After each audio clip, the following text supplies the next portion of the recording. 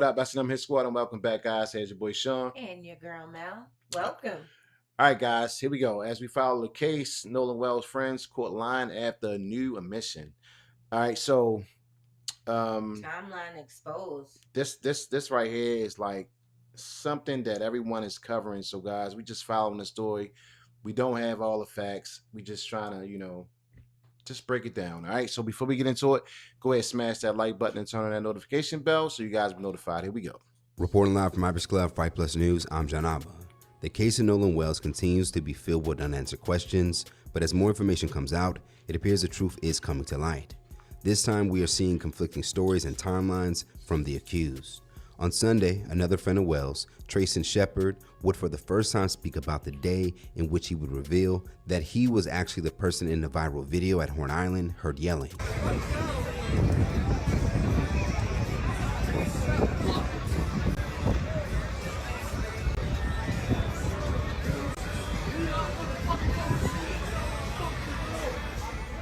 In a new interview with Rolling Stone, Shepard would go on to admit that he wanted to fight someone after they would comment on he and his girlfriend arguing.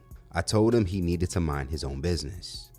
From the Rolling Stone article, it reads, Shepard says the exchange became heated and that he and the other man ended up getting into a physical altercation. Shepard's uncle, who had raised him like a father, told Shepard to get out of the water and onto his boat so they could head back home. Shepard complied, but once he got on the boat, he changed his mind and decided he wanted to go back. Shepard's friends had by that point begun defending him on shore. Around this time, another adult on a nearby boat started filming the video.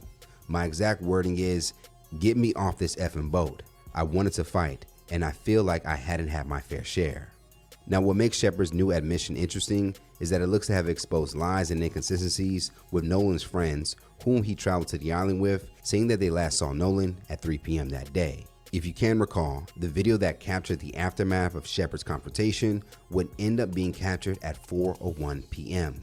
And in this interview with Rolling Stone, Shepard would confirm that Nolan was actually in the water out of view on camera at that time, as well as noted in this new interview that he was around Nolan and friends at 3:30 p.m., meaning Nolan was still very much near everyone else, despite his friends reporting to police that they last saw him at 3 p.m.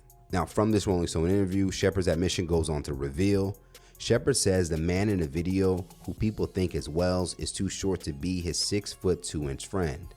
He says Wells is not shown in the video at all, that he was just out of frame hanging out in the water. Now, according to official reports and a statement made by one of the young man's stepmother, who happens to also be a judge, Ashley Cole, would state her stepson and friends would leave the island around 4:30 p.m.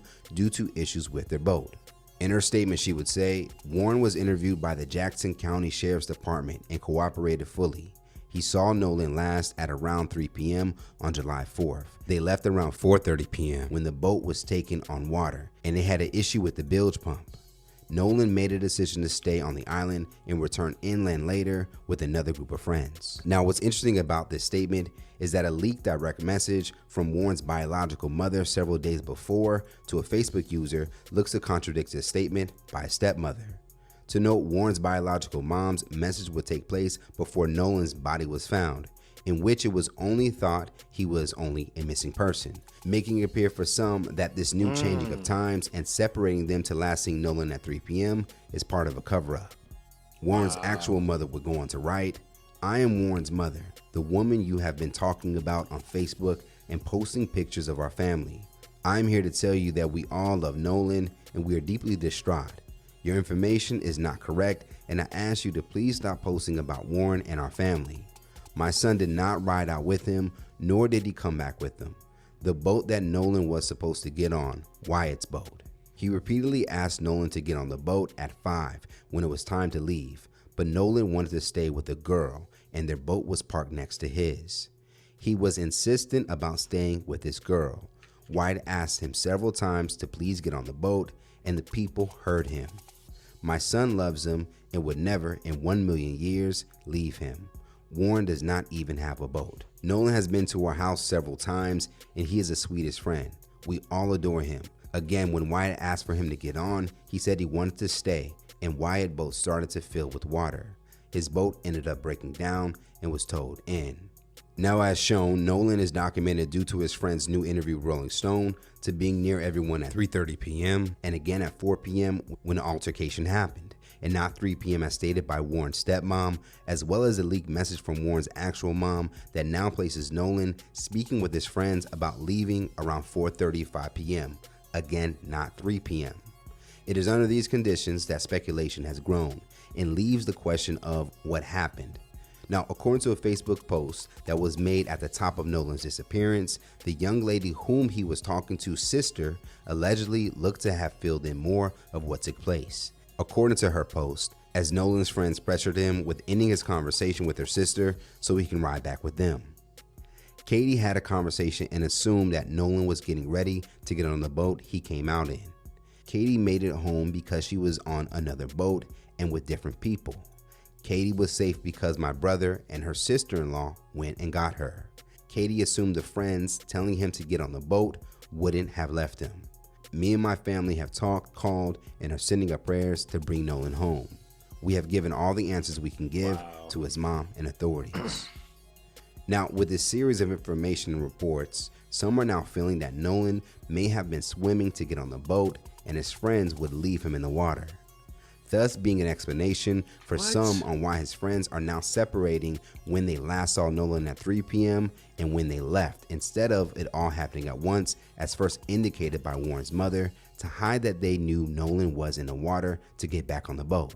Now, if this isn't the case and only speculation, then according to these statements and new interview, Nolan's friends would not see him for close to 2 hours, despite him still being documented with being on Horn Island shore with Shepard and others at 3:30 p.m. and later at 4 p.m., right after Shepard's confrontation. A part of that theory, one of the biggest questions that come up is, why was the Coast Guard contacted at 11 p.m. by his friends? Leaving some to speculate that they knew Nolan was in the water when they last saw him, because for some following the case, it makes no sense that his friends would conclude Nolan was in serious danger and is in possible need of search and rescue, when according to them was last seen safely talking to a girl. To note, Nolan's father would state that he remembers seeing people camping on the island overnight when he searched for Nolan the following morning, meaning there was never a moment when the island was empty, meaning Nolan could have used another person's phone on the island if he was stuck. So what did his friends suspect about Nolan that night that would make them think of calling the Coast Guard? According to outlet WLOX, the first time the Coast Guard would be contacted about Nolan was on July 4th at 11 p.m., but it was later determined that it did not need their assistance. The Coast Guard told WLOX on Thursday, July 9th, that a friend of Wells contacted agency around 11 p.m., the night of July 4th. The Coast Guard would not disclose any information about the call to WLOX, but said it did not require Coast Guard assistance. A part of this, some are asking, what did Nolan's friends know, since Nolan had no way of contacting them after allegedly leaving his phone on the boat? Now, following this first report from the Coast Guard, they would eventually get involved the next day at 12:26 p.m. after being contacted by local police. The statement confirming this taking place would for some align with the theory that his friends knew he was in the water. As it reads, they were requested to search in the vicinity of Horn Island and not on Horn Island.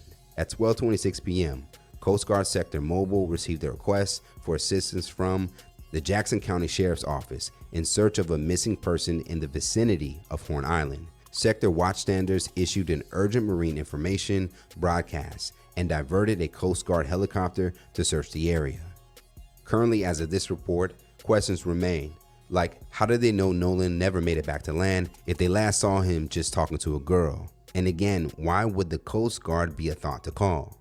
As of now, many continue to speculate, especially after a new photo would go viral over the weekend and later debunked by Shepard of Nolan allegedly attending a pool party that night. According to another interview with ABC News, Shepard would go on to say that the pool party happened on June 27th, and this would also be verified by metadata according to Rolling Stone. Now, the same story would spread on Facebook and other parts of social media when a user would allege that Nolan was beat up at this party and later dropped back off on the island. The person would even claim to have spoken to Nolan's mother, in which Nolan's mother now looks to have expressed that the person spreading this story is not a close friend of his as they claim, nor did they ever speak to her. As of this report, people following the story continue to wait to the now 2 autopsies conducted to better confirm what may have happened to Nolan that day. Okay, so basically, we just waiting on the autopsy, the The autopsy, the yeah. autopsy, just to get a better, you know, a better view of what's going on, because it's just too many loops and there's too many holes. There are too many. There's a lot of speculation going on. One thing about the truth is when you tell the truth, the story remains the same. Right. When you lie, you're going to get different stories each and every time. You got to consistently lie. And you're not going to remember a lie because it's something made up. You're not going to remember. And that's what we're seeing. No one has a consistent story, you know? Yeah, it's like, this person is saying this, that person is saying this, So it's just a lot, and it's like, I just feel like everybody's story should add up. Yeah. Because this is like a short period of time. So And you it's shouldn't like, have so many stories. they truly jumped the gun. If you have the boy's cell phone, you did not report that to the mom, but you would call the Coast Guard to Right. look for a body. And there's no reason why you should hold on to the phone. The dad had to go and pick the phone up. Right. They had to track the phone. Yeah. So they didn't voluntarily like, hey, here go the phone, and we're worried about Nolan. And they said the next day, they were seen out eating dinner, like nothing happened. So it's just so much, and this is a life that we're talking about. It's a possibility that they were getting drunk and high, as some college students get, and he could have, OD'd or something like that. And that now the kids may be afraid of what happened and try to like hide it and cover it up. You never know I'm not going to jump into speculation, but they were pretty drunk, pretty wild. You just never know, I really feel like this is the way I feel. I feel like if you are my friend, you're going to help as much as possible. But if you had something to do with it, you're going to try to hide, and you're not moving the same. Yeah, it's too like many things. You moving crooked. There's something wrong. Just friends are doesn't feel friends. right. Yeah. So where's the like, I want to find Nolan, I love Nolan. Where's the remorse? This, that, and the third, he's lost. I want to find him. Let me, contact his parents right away. They shouldn't have to contact me. I mean, if you have the cell phone, you would have Nolan's mom and dad's number. And you have the keys. You got the keys and the cell phone. Yeah. Something isn't adding up. So I think that some of these children should have been interrogated. And if their stories don't add up, there you go. Because things just got to add up. And right now, they're not adding up. And, wow, man, prayers going out to the family, because this is still a life that's gone.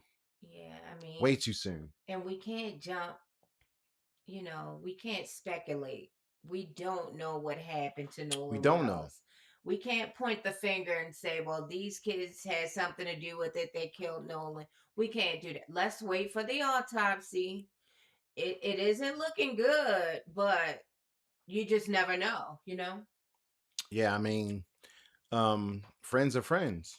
That's not how friends act. No. That's not the way friends act. That's not the way. That's not the way. If I'm not going to hold someone's phone and they're your missing. Possessions. Yeah. I'm going to turn it in. I'm going to let everybody know, my hands are clean. I want you to find my friend. I'm not going to lie and be caught in a lie. I'm going to tell the honest to God truth. And to be out there like that, I'm going to make sure my friend get back safe. Yeah. you know, I'm going to make sure he have his phone. I'm going to make sure he got his keys. If he's missing, we going to know in the first 2-3 hours. It's not going to take until 11 p.m. at night Yeah, it seems a to little make a phone cold call. hearted, you know? Yeah, it's like I don't know. It's like We seems can't say cold. Warren did it, or Hyatt, or whatever the guy name is. We can't say that. But what we can say is something is not right. Something is wrong. All right. And everyone can honestly see something is wrong. Yeah. And I see, the parents stepping up for their children, which they should.